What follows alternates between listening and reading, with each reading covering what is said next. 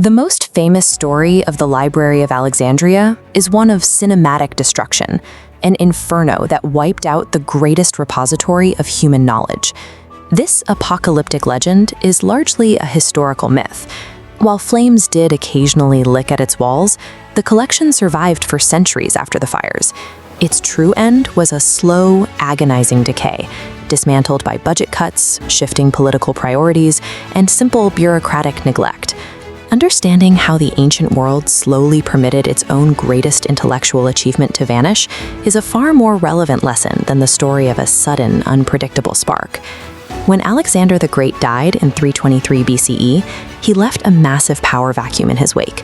One of his generals, Ptolemy I, seized Egypt and established his rule from the Greek-style capital of Alexandria. To legitimize his authority over a diverse population, Ptolemy founded the Museion, a religious and intellectual institution dedicated to the Muses that would serve as the cultural heart of his empire. The mandate was unprecedented. The Museion was to physically collect and translate every single book in the known world. To fill the halls, the Ptolemies offered the world's top scholars lifelong salaries, free board, and tax exemptions, perks that successfully lured geniuses like Euclid and Archimedes to Egypt. This royal patronage came with strict boundaries. Scholars like Aristophanes were arrested for trying to leave for rival courts, while others were executed for criticizing the king. In this birdcage of the Muses, knowledge was a curated asset of the throne, and the scholars were its prized and captive inhabitants. The first three Ptolemies treated the pursuit of books as a state-sponsored hunt, moving beyond peaceful curation into a policy of aggressive hoarding. Harbor guards were ordered to stop every ship entering Alexandria. Any books found on board were seized for copying. The scribes kept the originals and returned only cheap duplicates to the owners. They even used food as leverage.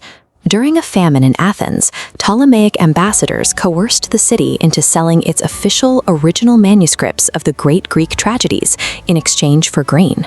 This ruthless intake created a logistical nightmare. Hundreds of thousands of scrolls arrived so quickly, simply dumped into dockside warehouses in massive, unorganized heaps. To the Ptolemies, raw information was a vital geopolitical asset. By hoovering up the world's texts, they ensured any scholar who wanted to see the authentic version of a work had to come to Alexandria. Eventually, the library hit a breaking point. Possessing hundreds of thousands of scrolls was useless if scholars could not physically find the information they needed within the piles of papyrus.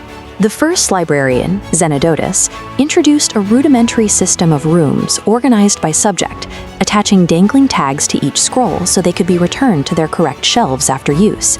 A technological leap followed with Callimachus of Cyrene, who created the Pinakes, a catalog of the library's contents, filling 120 scrolls.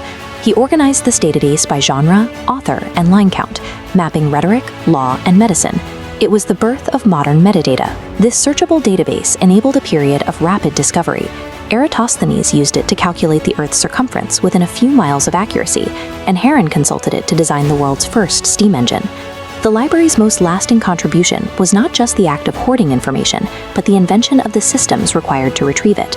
In 48 BCE, Julius Caesar set fire to the harbor of Alexandria during a siege. For centuries, this was blamed for the library's final destruction. But contemporary accounts suggest only the dockside warehouses burned. Scholars continued to visit and study at the main Museion for generations after Caesar's departure. The real decline began with Roman bureaucratic austerity. Emperor Marcus Aurelius Antoninus eventually cut off the library's funding, suspended scholar stipends, and expelled foreign intellectuals. In 391 CE, intellectual curiosity gave way to ideological zealotry when a Christian mob, sanctioned by the emperor, demolished the Serapeum, the library's daughter branch, as part of a crusade against pagan temples. By 415 CE, the environment had become hostile to independent thought. The mathematician Hypatia, the last great scholar associated with the library, was murdered by a mob that viewed her ancient texts as blasphemous.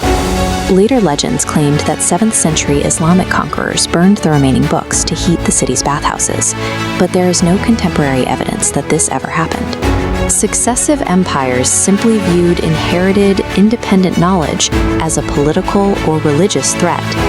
Without a central catastrophe, the library was permitted to suffocate through centuries of neglect. Because the fall was a slow erosion rather than a sudden event, the library's materials were gradually scattered or repurposed, while the modern city slowly grew over the ancient footprints. There is a deep archaeological irony here. Despite centuries of searching and advanced excavation, no definitive ruins of the main Great Library have ever been found. The building has been completely erased, yet its intellectual foundation, from the way we categorize books to how we manage data, is the basis for modern information science. The archive that taught us how to organize the sum of human knowledge remains a ghost. Its systems govern our digital world, but we still have no idea exactly where it stood.